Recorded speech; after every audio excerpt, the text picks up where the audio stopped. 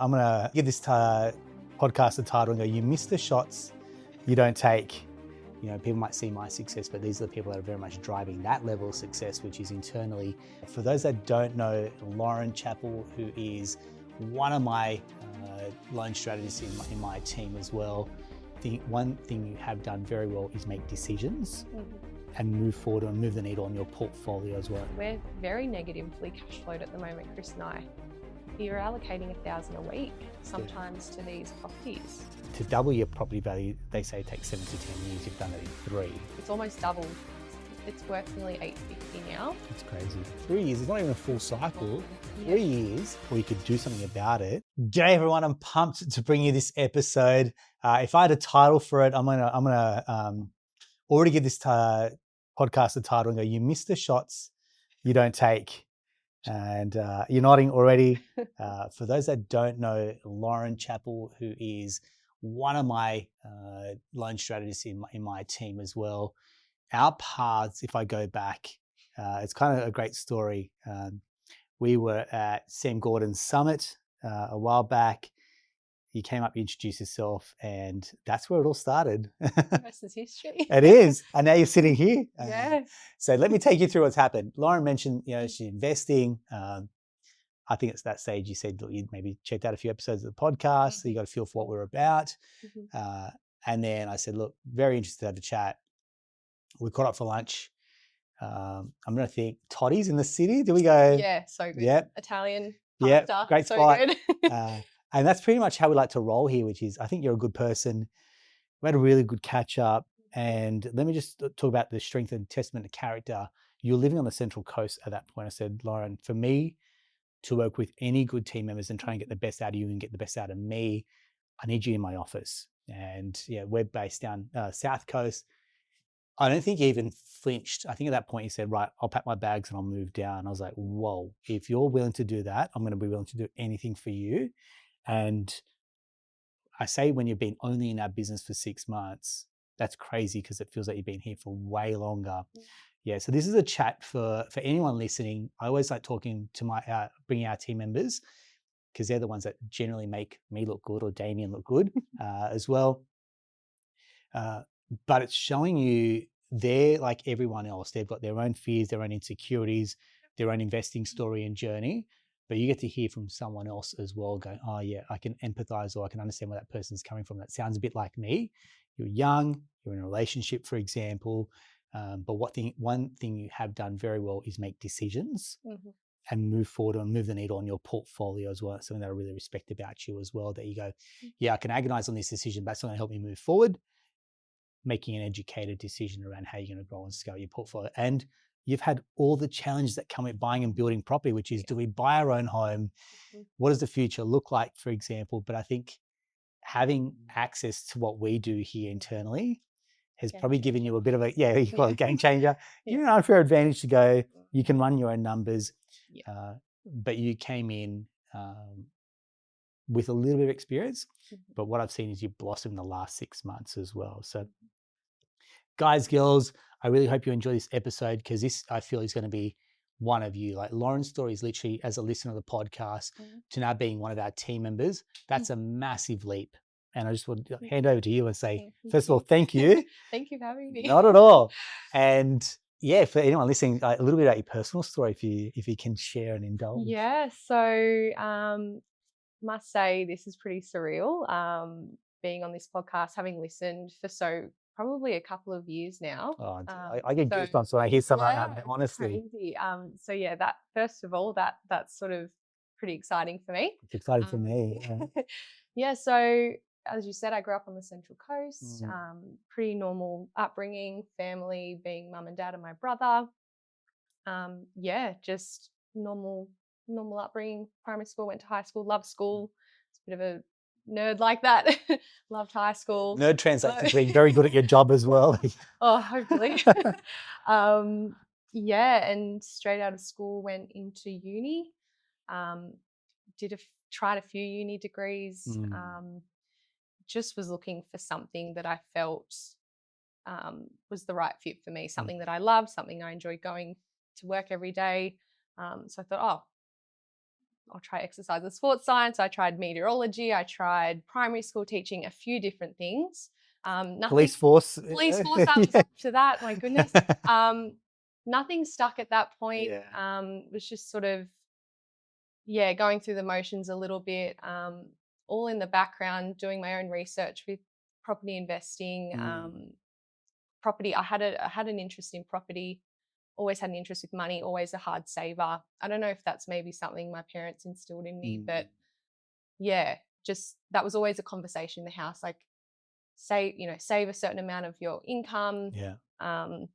It was never pushed on us, but it was just sort of a conversation.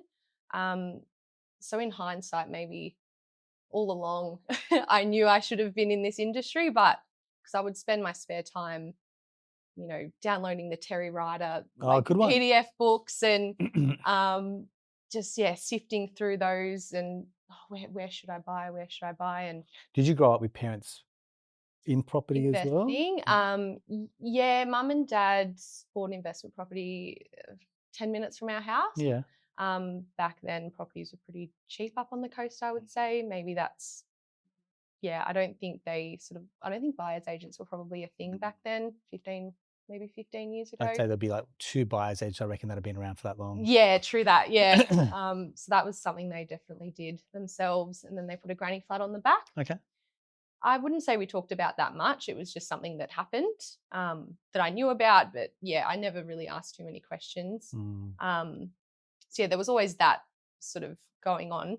And at that time, in between all of this, I went over to Canada for a little while, lived over there, worked overseas for a bit, and that's where I met my partner, Chris. Yeah. You went to Canada to meet an Aussie. Yeah, go figure. I think Mum was very pretty typical. happy with that. Don't meet a Canadian, you can never come back. He's from Melbourne, so a little bit closer, but so he moved up. We sort of rented for a bit, dabbled in the idea of purchasing something up on the coast.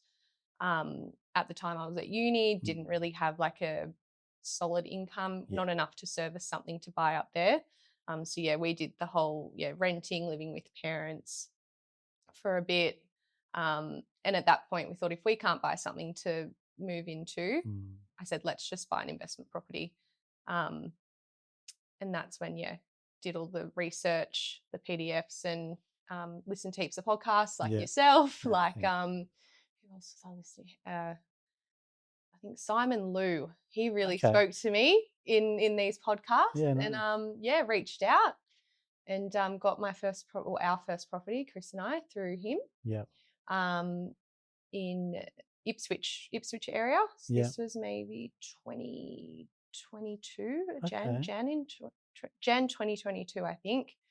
So that was one, and we sort of were happy with that. We sat on it for a couple of years, really, until almost starting working here. Maybe 6 months prior to starting to work here. Because prior to starting, you obviously had some industry experience, so you're working in a broker's office. That probably, again, where you translate your interest in finance, property, for example. So coming in, probably very entry level role at that point, right? Into broking. So you got a good feel for it, and then you progressed with your career in broking. I think you came to us with maybe like 12, 18 months worth of experience. I think 18 months at that point. And people then going, well, hang on, what is this? What is it? You miss the shots you don't take. Yeah. So that conversation that happened was pretty much you just reaching out, going, I'd love to talk about something in the future. So I think that meeting at the APS Summit, I'm not very woo-woo or things happen for a reason. You and Bernie, but it was Bernie woo-woo, but I believe it now, I tell you. That was a complete, I think, meant to be. And I think initially we were like, can you look at our portfolio and what we want to do? We wanted to grow our portfolio. And at that point we just hadn't spoken to, I wasn't working with, I guess, brokers that were investor focused and looking to grow portfolios. So that's when I think, I was really keen to work with you on with our personal things. And then, I just said to Chris, I'm going to see if they need anyone. I'll move. It's not a game changer. Let's do it. And that's when that, sort of happened. That's when it started happening. Yeah. And that's what I said. Look, for anyone that reaches, I love that. You talk about woo-woo and energy. When anyone reaches out, I think that's probably, again, an ethos or value that we have internally, right? When you see it, people reach out like, mate, yes, we're here to help. And so when someone says, I'd love to have talk about career, you probably see it. There's brokers that come into our office. So peer-to-peer learning becomes important for me. I feel like I'm always a student, and I love that. I love when people have that same ethos about them. We're always learners, lifelong learners. And if someone's willing to put yourself out there like you did, and then go, right, if the answer is no, at least you scratch the itch, you wouldn't die wandering. I think that's a wonderful trait. But then I think of the next thing, what defines someone is what happens next. So talk is cheap. Oh, yeah, I want to do something. Okay, great. I think you and I jumped on a call. Like, right, let's meet up in the city. Ben and I will come, and it's lunch, not a formal interview. Because I think what happens is you may have some baseline knowledge, but you will see it when we get here. When you get in here, that's going to serve you only for a little bit. It's everything that's below the surface that you need to focus on. Like tip of the iceberg is what you've done. No LVRs, no a few lenders, but it's everything that sits below the surface as an investor. How to structure loans, which banks to go to, how to strip the equity, how to buy through a trust, how to buy through a self-managed super fund. What happens if they're self-employed? And I think you probably came in, I can't tell you how you felt, but I almost felt like you knew that you were in the deep end. And there's like anything in life, there's people that swim and there's people that will sink. But I definitely feel like you were there to swim. And you made the massive commitment to uproot your life and your two dogs, your beautiful dogs, move down here. And at that point, I knew you were genuinely committed to the cause. Yeah. And that's what commitment looks like. Not I'll just dabble and see if this works, for example. It's like, I'm going all in, and if it doesn't work, then at least I've tried it. But if it works, it's going to come off in a spectacular way. 100%. I think, things, especially in this property investing journey, I knew that this is some of the best learning and the best people to be around in the industry. And I knew in terms of not what I was getting myself into, but I knew that I needed to make some moves, literally move down here, because I knew that I would be learning from the best of the best. It would help me grow immensely, and it's paid off. I'm so happy that I did it. It's been amazing. And when you say best of the best, it's like that's not just this team, but it's also being around some of the best buyers agents in the country, some of the best like SMSF professionals, some of the best financial advisors that I've had come in, for example. And so you're getting a feel for like what's everyone's role, who has a seat at the table, the accountants, for example. And you get to see it. There's some awesome professionals, and then there's some not. And I think that's probably something that's maybe dawned on you, which is once you see, it's like the Wizard of Oz, once you go behind the scenes, you actually see how this thing works. And I'm not sure if the illusion went away for you or something. At that point, be like, not everyone knows what they're talking about. Correct. It's like, you just assume particularly these other professionals that we work with, like we have to know a lot of their job too, to know if what they're telling us is correct in terms of structuring, or just, there's a client we're dealing with at the moment and we're just like, that doesn't sound right. And it's that's just coming from the accountant. That's right. The accountant's asking us the question that we should be asking the accountant. Yeah, exactly. And so why are you flicking this? That's a tax question through and through, for example, or a structure on their entities. And it feels like we're entering tax advice domain, which we don't do. But it's like we know the answer and we know what we're doing and why we're doing it. So I think you've really cottoned onto that, going, there's accountants and then there's great accountants, there's brokers and there's strategic brokers, there's buyers agents and then there's weapon buyers agents, for example. There's conveyancers and there's ones that actually know what they're doing as well and really responsive. And that's something that only really happens once you go into the inner sanctum. broking Completely. as well. Mm-hmm. Yeah. And that's probably something I want to ask you, which is, I don't think I've really asked you this, is coming outside as a, call it an investor, and then coming into the inner sanctum of mortgage broking and what we do. What's been your perceptions beforehand, and what's the actual reality that people may not realize about what goes into mortgage broking? I mean, to be honest,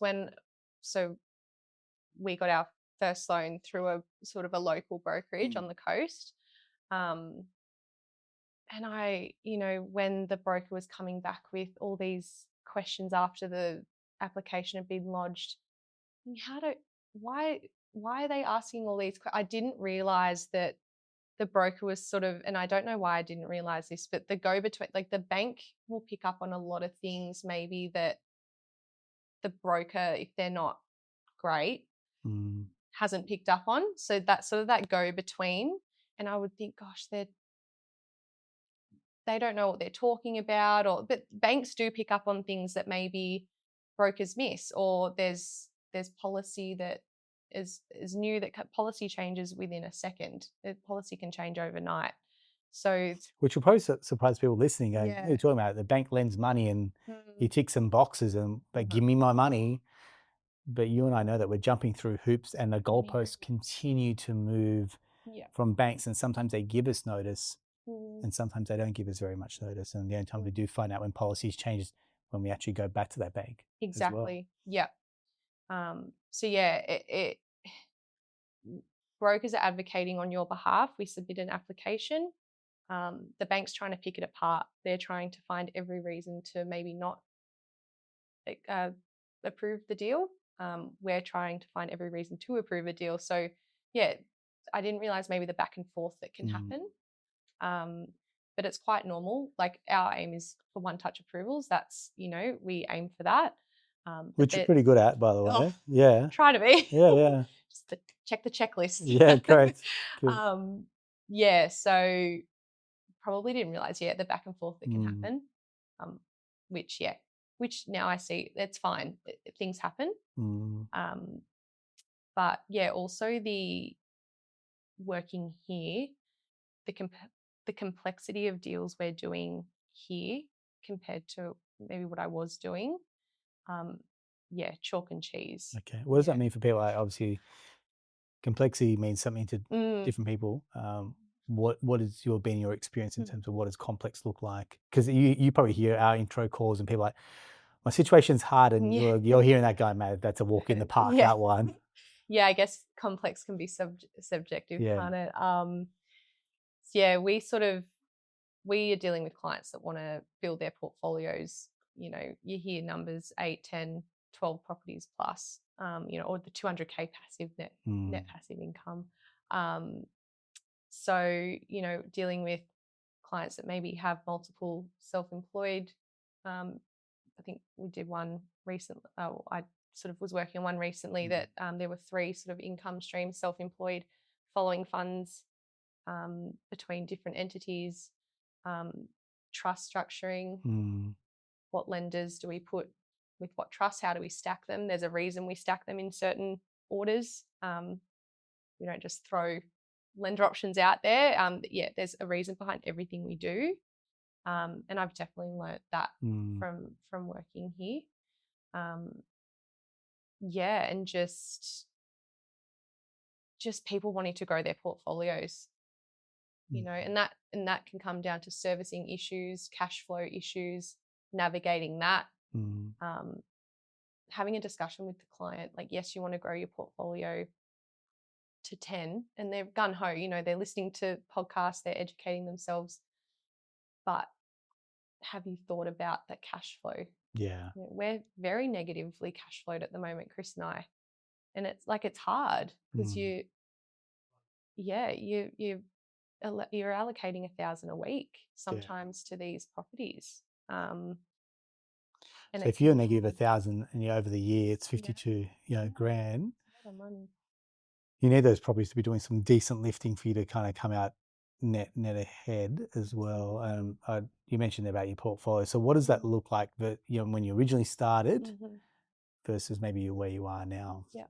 So our first property in Ipswich, we bought that for 445, 4-bed, 2-bath on a nearly an 800 square block. That's so pretty good. Yeah, not really bad. Good. Yeah, we went up and did a bit of work on it when Excellent. we first bought it. Yeah. So yeah, drove up in the in the ute, like drove up, went to Bunnings, got some mulch, cut a tree down. What else? Just little things, like not a lot, just a little. We're up. Well, you have to say you're a DIY. Yeah. Yeah. It probably would have been cheaper to just get someone in and do it, but we were excited. It was the first one. And you guys are pretty handy as well. Yeah, Chris is a chippy. He can sort of do some things. So yeah, just tidied it up a little bit. So that was just over 3 years now, 3.5 years, I think, and it's almost doubled. It's worth nearly $850 now. That's crazy. So when you think of that negative cash flow, yes, day to day, it can be hard, but so yeah, if you're listening, and it's like and when we do our loan strategies and we present numbers, and it's like here's how much the difference in your cash flow is, and we present that number back to someone. They won't see the gain. I mean, to double your portfolio property value, they say it takes 7 to 10 years. You've done that in 3. So obviously that's well bought. Great timing as well. Shout out to Simon. Good location as well. So you go, I'm happy because you've seen that. You've realized the gain. So it's like, well, we could never have saved that much money in those 3 years. You literally could not have saved that much money. And then, you think about what that does. Let's say, for example, you decide to cash out of that market. Well, yes, you pay your capital gains tax and you move out. But that becomes like the deposit that if you ever decide to buy your own home, mate, that's savings that didn't exist. Exactly. And then since then, I mean, we obviously had a lot of equity at that point. So we thought, let's go again. Pulled out some equity, went up north. Up in the Northern Territory for the second one. That only settled. We're in a queue for a while with a VA. Got there eventually. That settled in not long ago, a couple of months ago. So there was that big gap between the Ipswich one and then our second one. And then we bought a third in Victoria. Yeah, great. And that only settled, I think, maybe a month or 2 after the Darwin one. Okay. So up to 3.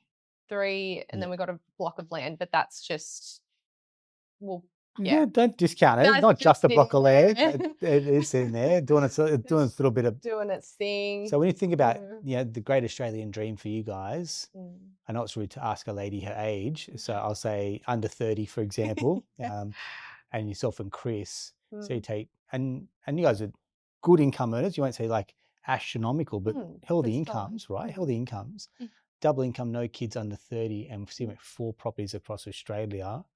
When people went on the Daily Mail, and I see this, just because I get sent these links, going, I'll never be able to get into the property market. And he got an Australian couple with 4 properties under their belt.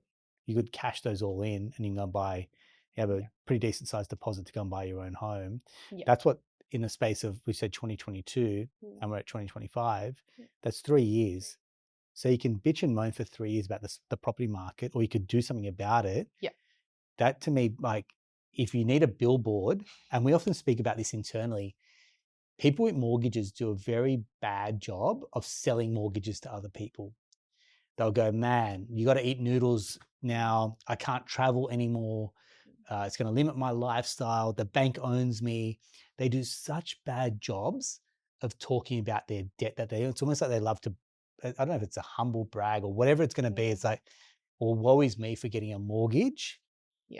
Whereas if you can talk about it becoming an asset that increases in value like all assets do. I wish everyone complained about their car loans the way they did about mortgages, because we'd stop getting car loans. But the amount of times that I talk to people, I'm like, what are you talking about? This is debt for growth.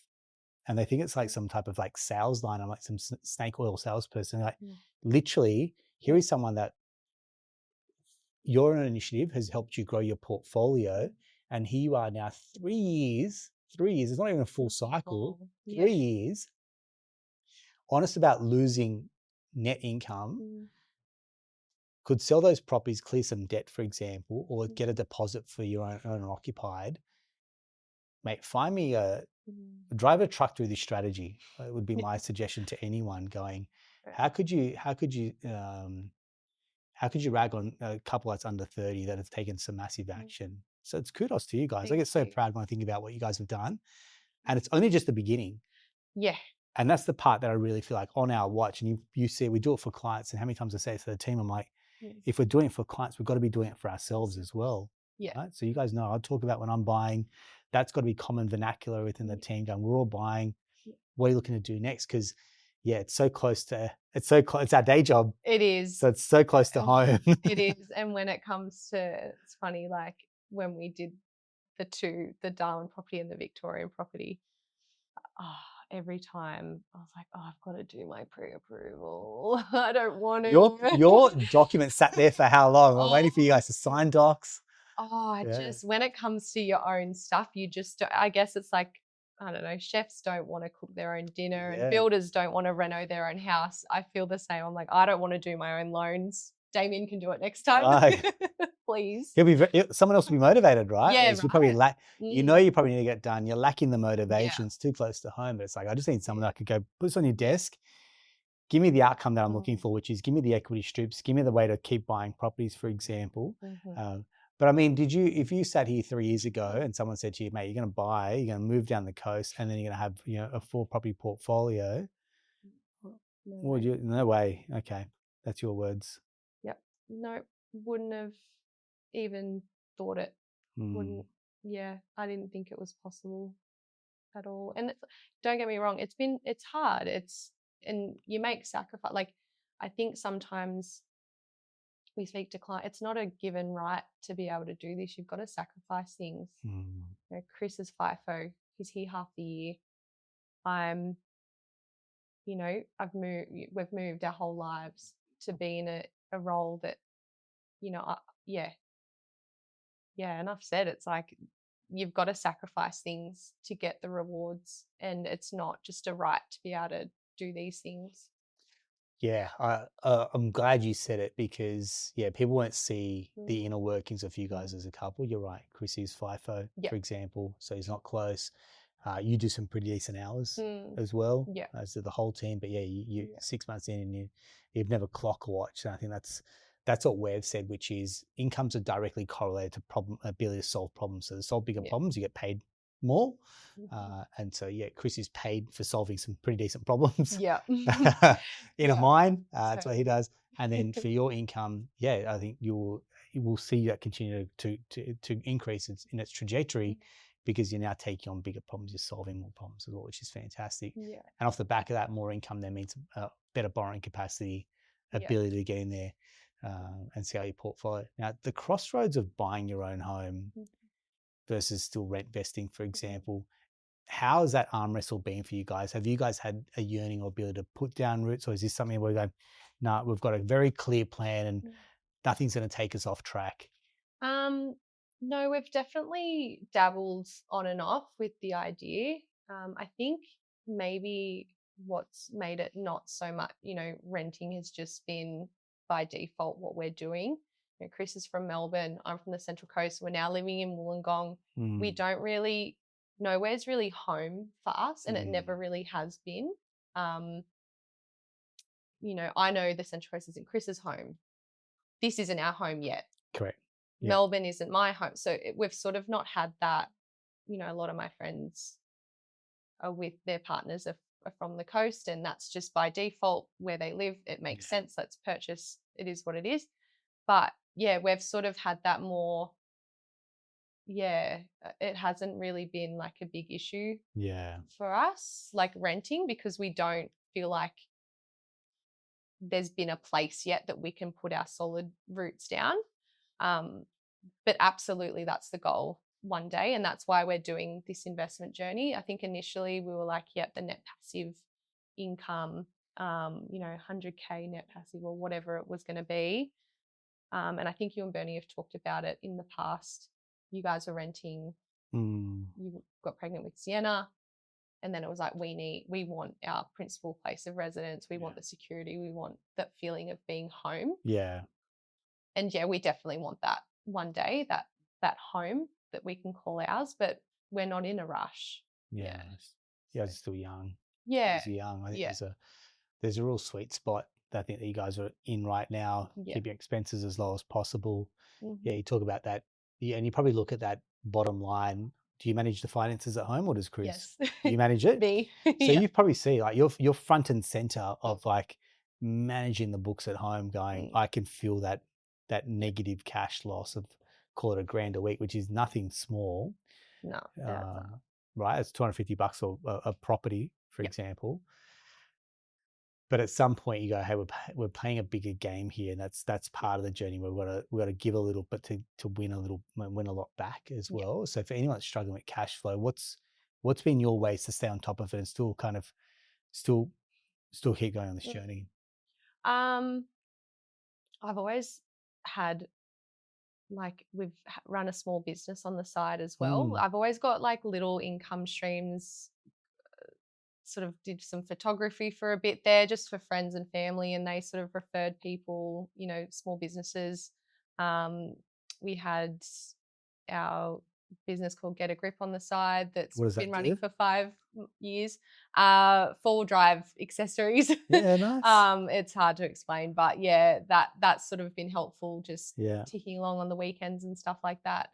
So yeah, you're just constantly busy. But yeah, I think that's helped, but also just, like, I don't think I've gone shopping for clothes or anything for a while. I just think we've got other priorities. I feel like we're just very strict with, Chris would love to spend money on his 4-wheel drive and put big wheels on it or whatever he wants to do, but we just know that we'll get there one day. We'll be able to do that. Nicely said. It's just, that short-term gratification, we're sort of holding off on that.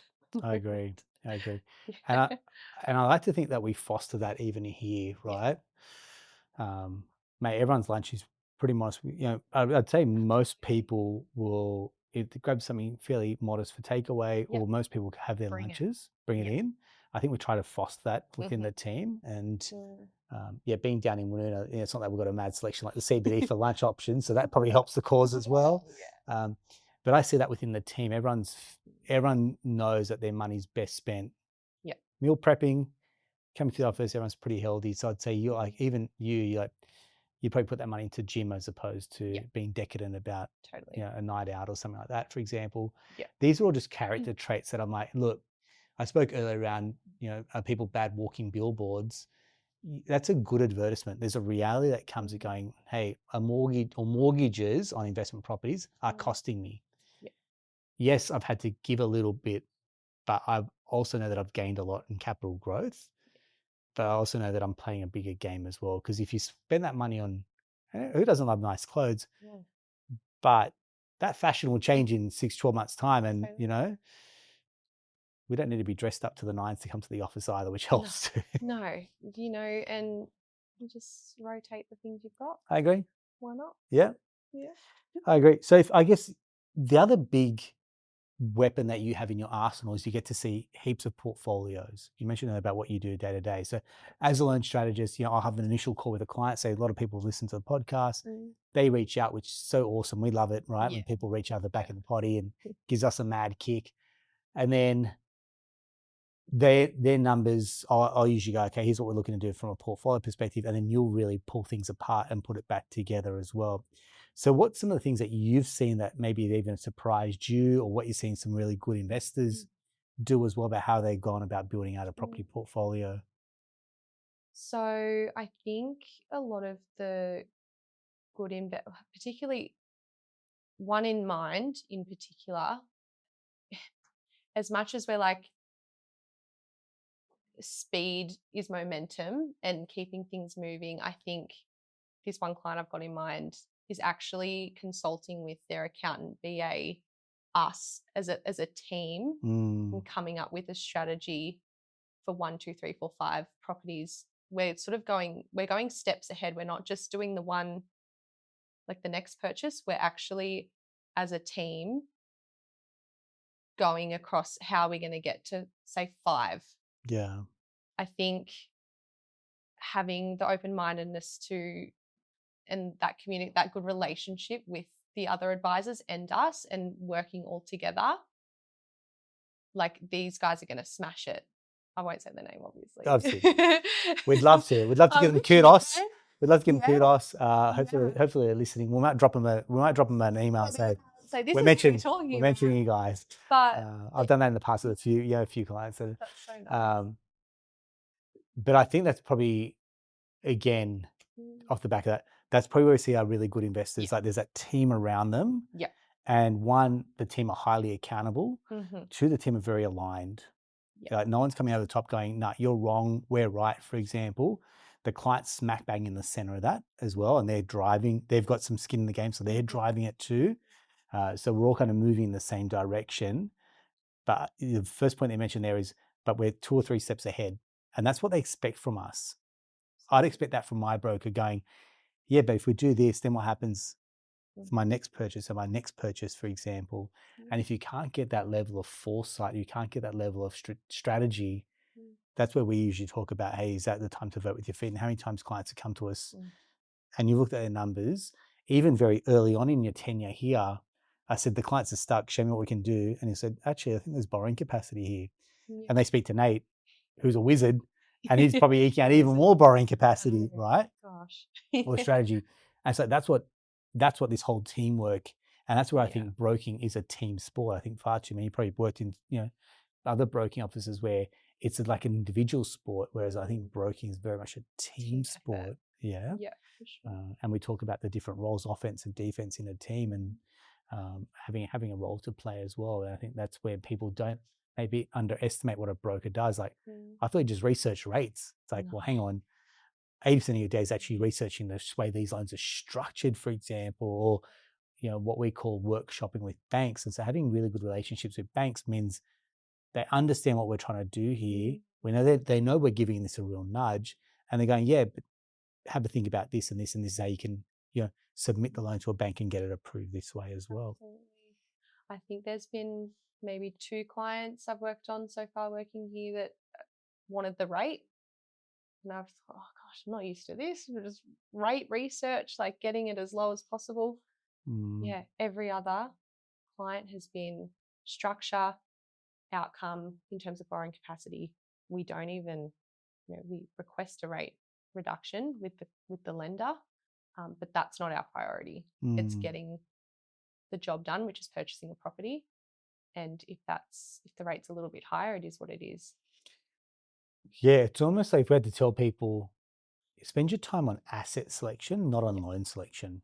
Absolutely. And if they put all that energy and effort into find the right property as opposed to find the right loan, geez, man, the property, if you went back, if I asked you what your rate was on that first property that you bought with Simon Lou, do you reckon you'd know? No. Absolutely no idea. So the rate becomes irrelevant after a certain time frame. At the time, it's like, this is our cash flow. We're wedded. It's got to be this rate, for example. I get it. I'm not being flippant. I understand it. Yeah. But at some point, you lose sight of the rate, and the whole perspective then shifts to the growth and the gain in that asset. Yeah. Absolutely. And for you and I, we know it. Like, you can chop and change the rate, the loan at any time. It's the property that you're buying. And how many times you'll hear me talk about, you're not buying loans, you're buying homes. Yeah. Yeah. And I think part of our role is to really drill that message into people, because the mortgage brokers have effectively earned their stripes by selling loans as opposed to being enablers to go and build a property portfolio. Yeah. Cool. So what does the future look like? If you said, here's where our ambitions that we're trying to get to, for example, what does that look like for you and Chris? Oh, cash flow. Yeah. We're pretty strapped at the moment. So someone listening going, but how do you then handle that? So I know we spoke a little bit about that before, but someone's like, but I feel like we're in a similar position where we looked at like, how do we handle negative cash flow? Yeah. I think at that point you'd have to, I've always been I've always said to our BA, we're looking for growth. We don't care about the yield. Okay. Couldn't care less what the yield is. We want that growth corridor. We want that growth property. If we were to go again, we'd really actually have to consider the yield.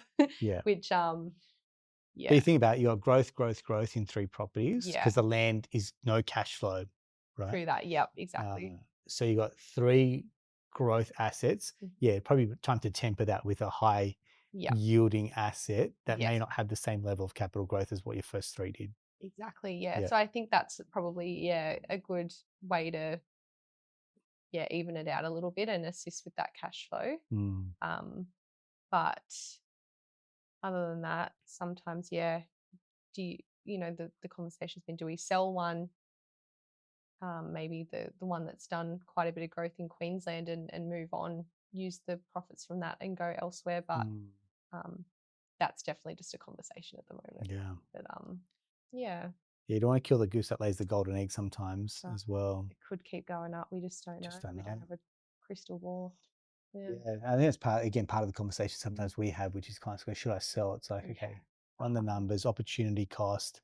Yeah. If it's done its job, it's done its job, for example. But yeah, there could be more growth. Yeah. Correct. Yeah. Cool. If someone's listening, like they're stuck, probably maybe one property and starting out, how do they get the confidence to keep going at this point? Like to go, hey, look, we're 4 deep. What's some of the learnings and insights that you've had being on that journey? I think repetition. It's not as scary. I've got a friend going through it at the moment, buying her first investment property, and she's freaking out. And it's not, once you do it a few times, it's just the paperwork flown in your app, and you just, as long as you got the cash flow there, it's just ticking away. You don't even notice it's happening. What's she freaking out about?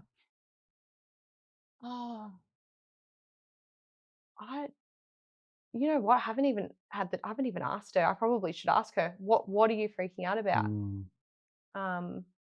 I've just said it's all going to be okay. I'm here to help you. I'll hold your hand. Sometimes they just need to talk it out. Yeah. That's experience share for you and your friend. Yeah. Because there's usually a couple of things. One is market. So it's real macro, like, well, hang on, you're not buying the whole Australian property market. You're buying one house in one street in one particular area, right? So let's look at the asset, the actual dwelling you're buying, and then the location. Is it cash flow related? It's a bit like what you're saying, which is, hey, now I'm on my ass with noodles and this is going to cost me a fair bit. The other one is maybe tenant issues. So the fear of the unknown of having a tenant in there and like tenant damage or insurances or not paying rent.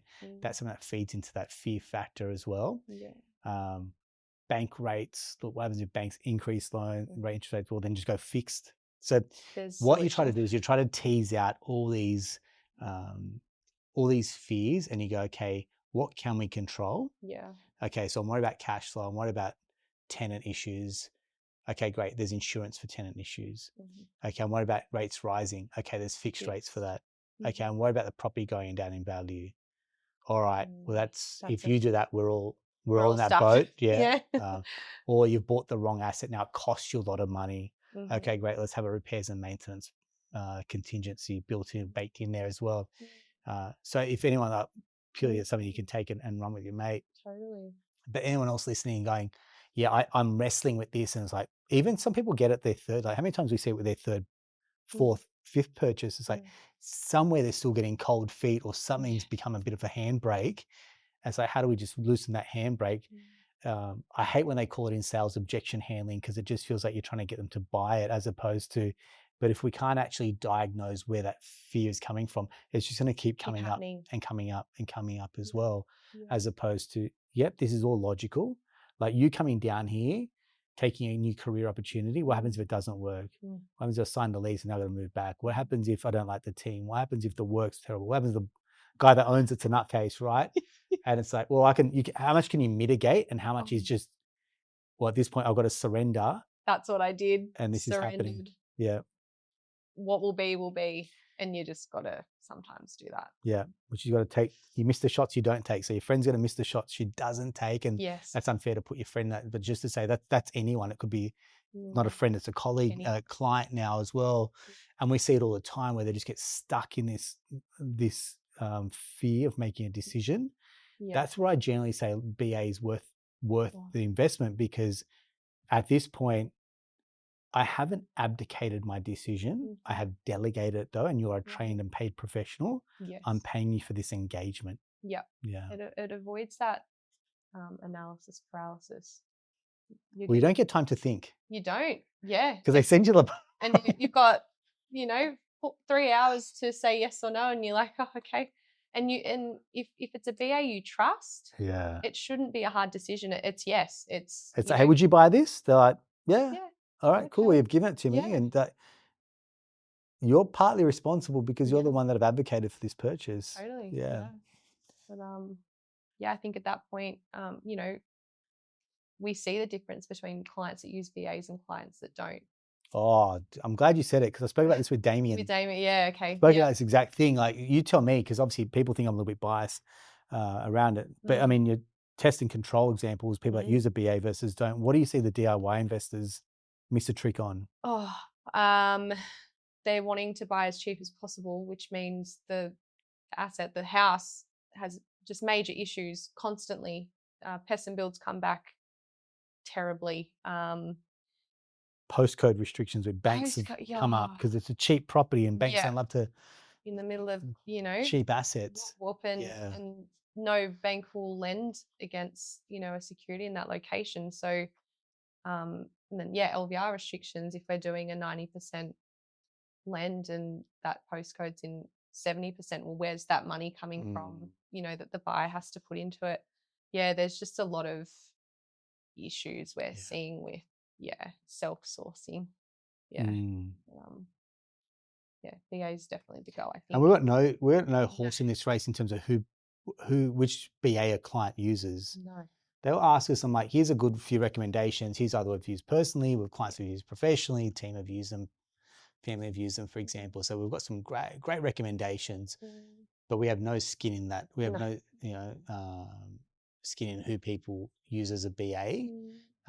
But one thing we have got a lot of experience in is seeing how those properties get revalued. Yes. That becomes the biggest tell for us, which is how they stack up on a revalue. The ones that have increased in value versus the ones that have like really slow and they're plotted along. Staggered's probably a really, really good word. And I'd probably say a lot of our DIY investors have staggered.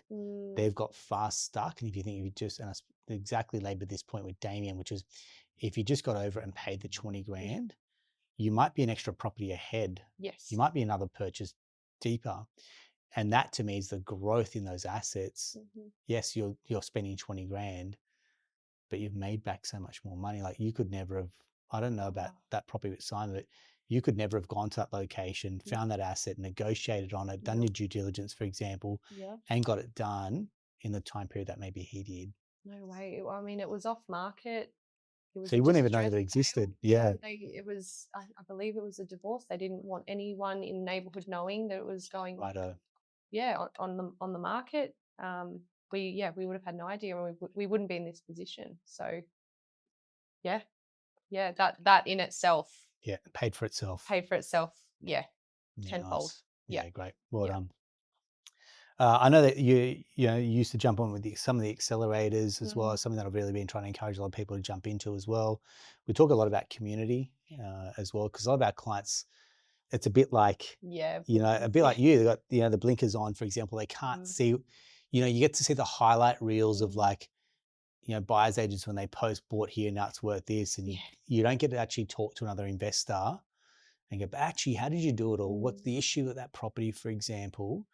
Where that peer-to-peer learning becomes important. So this is a plug for the accelerator, but what have been some of the things you've seen come out of the accelerator as well?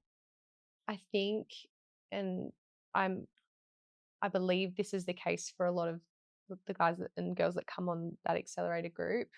A lot of us maybe don't have existing friendships in our community and things like that where we live that maybe are doing what we're doing. So it's just that chance to get on and we celebrate each other. We celebrate, it's a bit uncomfortable sometimes going to your friends, oh, we just bought our 4th property, and like you want to talk about it, but it can be very uncomfortable when they're sort of looking at you like, what? And we're in a housing crisis, mate. You're stealing properties of people that are trying to buy them. And people, I'm lucky. None of my friends say that, but I can imagine a lot of them, it can get a bit like that. So I think it's nice having that group where we come in once a month and we can all just just discuss where we're at, what we're doing, what our big dreams are and what our goals are. And no one sort of sits there and goes, oh, that's silly. That's a silly dream. That's a silly goal. Or we all like prop each other up. I love it. Yeah. Has it dawned on you that if you got 2 more properties, you'd be in the top 1% of property investors in Australia? No. It's crazy, isn't it? Yeah, that's wild. Just got to get there, hey? Mate, correct. Correct. That to me, when I see that as an accomplishment for a lot of people, cool. I just go, mate, well, the rest of Australians are moaning about property prices, and you've got a small little cohort of Australians that are going, I'm going to take matters into my own hands and not wait for a government handout or have expectations that my bank's going to like lend me the money. And it's like, I need to find ways to be resourceful and get the answers. I can't wait. Like, honestly, I think I'm always with the team going, I've got to be careful to not like feel like I'm pressuring everyone. Like, what do you do next? Come on. And I get excited like when I see team, crunching their own numbers. It's cool. I'm like, that if we do it for clients, we've got to be damn sure we're doing it for our team. And then clients will feed off that energy going, oh, these guys are doing it. They know exactly how to build their own portfolios and they're doing it for other people as well. I want to be part of that. And Laura, I want to say, man, you're a good egg, you got a good head on your shoulders. I'm not saying this to pump you up in front of anyone. We say this in private as well. But that's what makes this place special, which is, hey, there's some really switched on humans. We know our technical stuff. We've seen enough to know how do we go about strategically building portfolios. But the most important part here is the level of empathy that, we're human like everyone else. I'm 2 kids deep, gone through childcare expenses, gone through all the stage. And it's like, anyone wants to know like that. I have empathy for that stage. You have empathy for double income, no kids, in a stage of renting, going on bleeding cash flow. But look at the growth. And when I talk about growth, I'm like, personally, professionally, property, like you start to stack all that here. And as young people, I'm like, world your bloody oyster, mate. Honestly. It's been a journey, and it's the plan is to continue the journey. So can't wait. It's been good so far. Thank you, mate. I'm going to get you back on at some point. We're going to talk about, we might rip a portfolio apart at some point and talk about that. Once we get the new podcast studio built. So excited. I can't wait. And we'll get some numbers once these other ones grow a bit, and we can go through that for sure. Let's do it. Hey, look, if you love the chat, like I mentioned, Lauren is part of my pod over here at Atelier Wealth. So whenever, someone deals with myself, you generally talk to Lauren or Nate in my team as well. And these are very much the people that go behind, people might see my success, but these are the people that are very much driving that level of success, which is internally when we take people that are being told no by a broker, being told no by a banker, for example, and we turn that no into a yes, it's very much these humans that are part of that number crunching loan strategy stage, which delivers great outcomes for people like you that are listening as well. So if you've loved this chat, mate, love to hear from you guys. If you want to be part of the accelerator, reach out. But Loz, you want to say thank you very much. Thank you. And I'll talk to you next time, guys. Thanks. Bye.